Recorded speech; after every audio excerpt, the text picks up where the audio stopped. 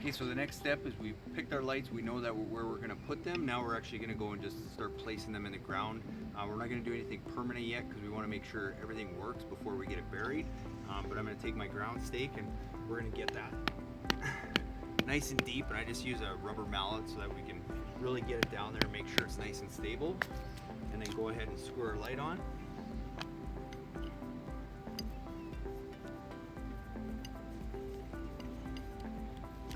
Lastly, just kind of adjust our light so we can get it close to where we want it.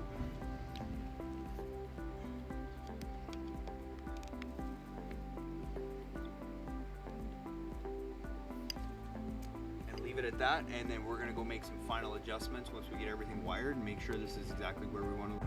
So once we've got all our fixtures placed, the next step is generally we're just going to go and run all our wires. So we're not going to bury anything again, but just take our wire, leave a loop at every lighting fixture, just so you can leave a little extra room. So in case we need to move that light, we've got a little bit of play to do that with.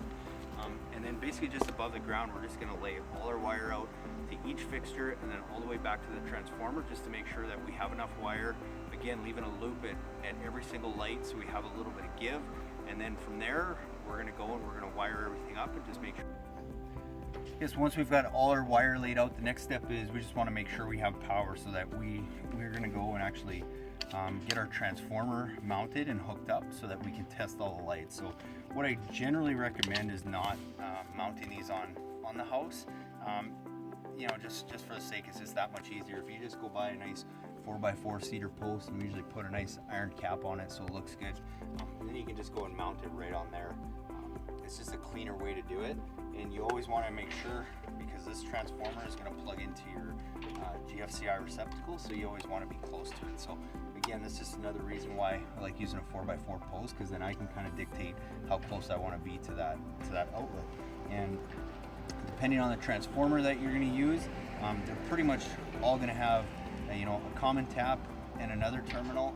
So you're going to have two terminals where your low voltage wire is basically going to just go right in there, screw those tight, and then from there you're going to have power. So that's all you really need for to know about transformers. Just make sure that whatever size transformer that you're using is big enough to handle all your lights. So we've got a 60-watt transformer here, which means if we're using LED bulbs and each one of them uses 5 watts of power, then roughly we're going to fit about 10 lights on that transformer. So again, just kind of quickly showing you how to hook.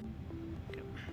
So now we're just going to connect our wire. What we use here is we use a special kind of outdoor waterproof connector.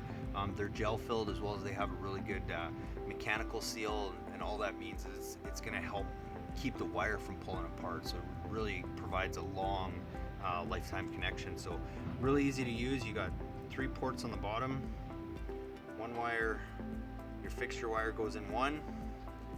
Your wire, one part of your wire goes out that way, and then from your other one goes in the other port, and these just snap tight. Creates that connection, and then you do the same thing for the other wires. So you got your wire coming in, your wire going out, and then your fixture wire, and then that just snaps tight, and that's how you wire your light fixture.